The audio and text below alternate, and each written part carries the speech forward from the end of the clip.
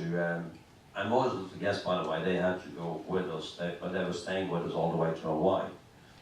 So it was a long cruise, and we had exceptional strong current in the Johnson Strait, which is the inside passage of the northern part of the British Columbia as you're coming down from when you're entering the Canadian waters of the Lee, Alaska. So I told them in the morning that at 3 o'clock we are leaving. Don't be late on board, because we have to be passing Simon Narrows at a certain time. Simon Narrows is when in the southern part of the Johnson Strait, where there used to be an island there, and the Canadians then removed the island with dynamite. And when they did that, it actually turned out almost like an earthquake. So that's how big that bang was. So you can imagine. That island is sitting down there now at 60, 70 feet, and it's a very strong current. So sometimes you can get up to 15 miles, say 16 miles hour current in that area, and it swirls. So that is not safe to take the ship through. So there's a window when we have to meet. Basically, we had to go full out, full blast, pedal to metal, foam catch again, all the way down to Vancouver or until we had passed Simon Narrows. And I said, we have to leave at 3. There's no doubt about it, we have to leave. One man, he was not there. And we were honking the horn and trying, I waited 5 minutes, and then the wife came over the radio, because we had radio on that ship, they talk. And the wife came on the radio and called me and said, you can just leave him behind, he's probably sitting in a pub. So I don't know how that marriage went, but if he's still... He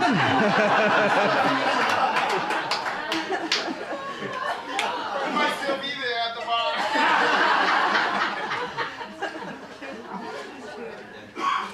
I think there's a few questions. We are more...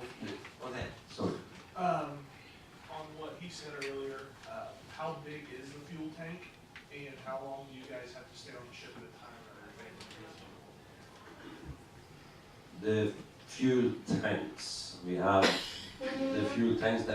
almost 5,000 cubic meters of capacity, which takes us, we can sail this vessel for, to put her into a very nice and economic speed on 12 days. So we can go to Europe and we can come halfway back again. And then, what was the next? How long do you stay on the ship? How long do you stay on the ship? I think that you can answer that. Because you stay longest, right? You're longer than me, at least. Yeah. 4 months. 4 months on, 2 months off.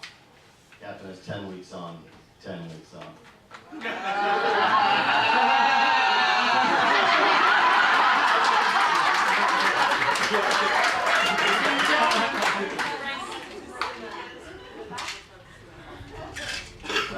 Every single one has different types of contracts on board, so some has shorter, some has longer. Kind of had a best one. Well, I think we've all seen some incidents pop up just on the news and whatnot about ships getting in trouble in storms. And I just wonder, with the incredible technologies that are on these ships today, and the forecasting ability and the expertise of the captains and your staff. I know you can't speak for other ships and staff, but how is it possible that they can get in trouble with today's technology and forecasting?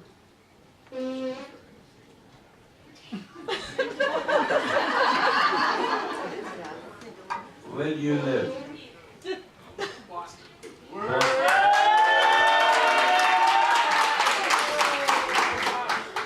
So you're used to the 4 seasons.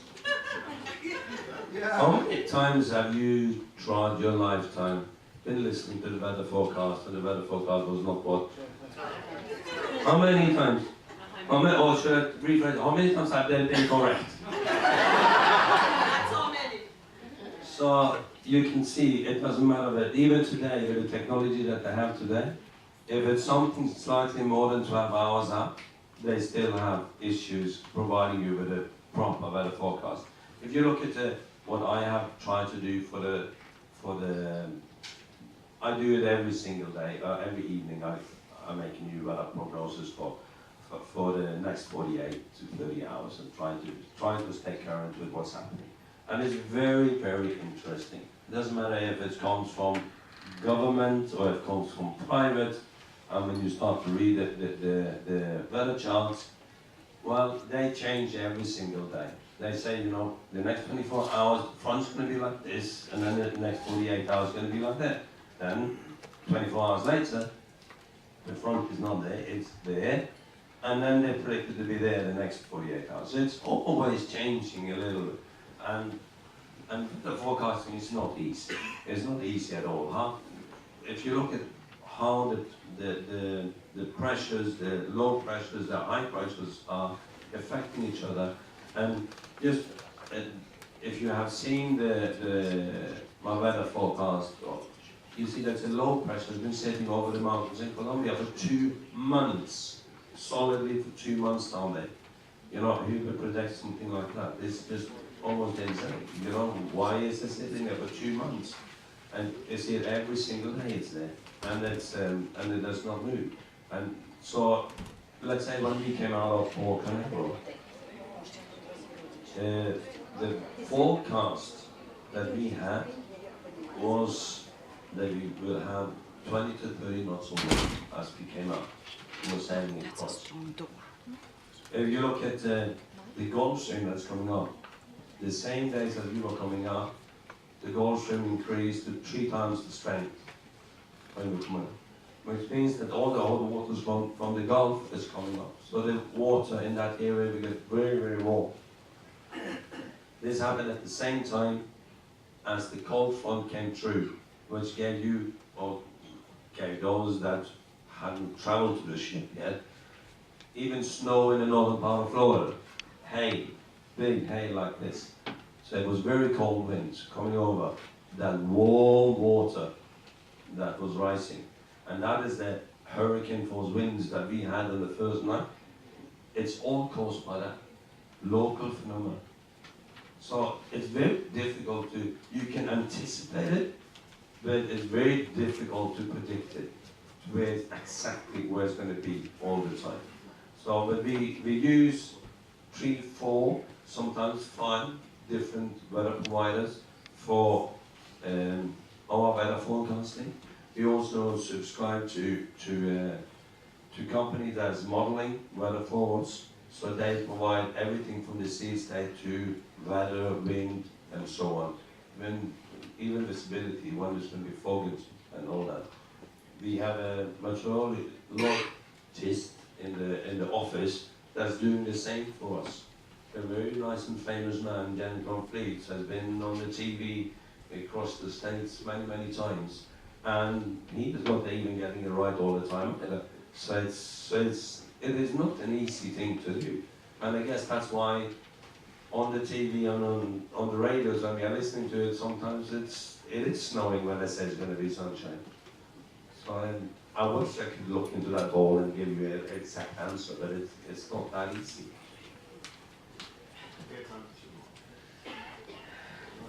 That's okay. Yeah, but you have good one then.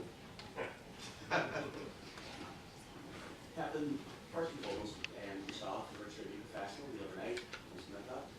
What is Joe for a man or a person going overboard, and if so, what's his chances of finding?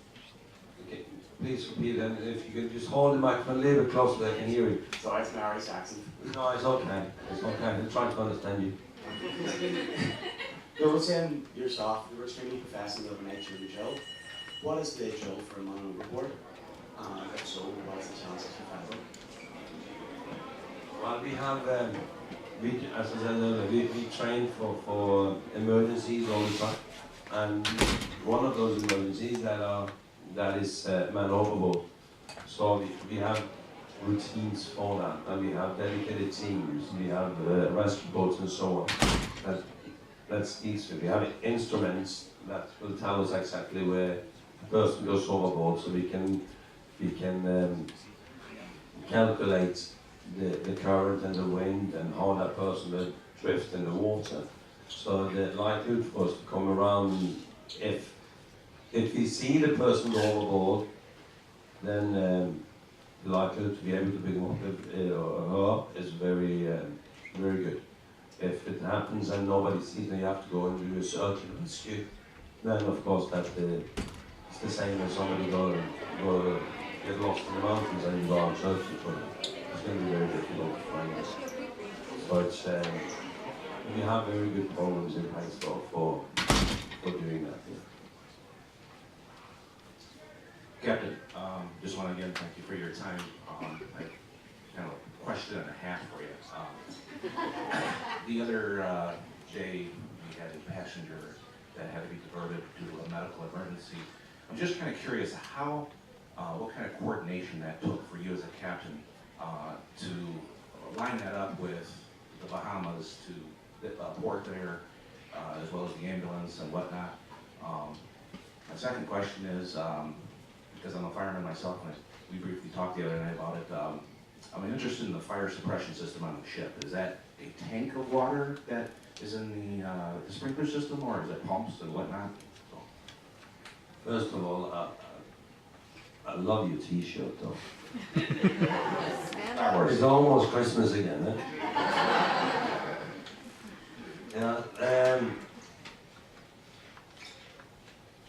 Just not with the first question with the deviation of the lesson and going.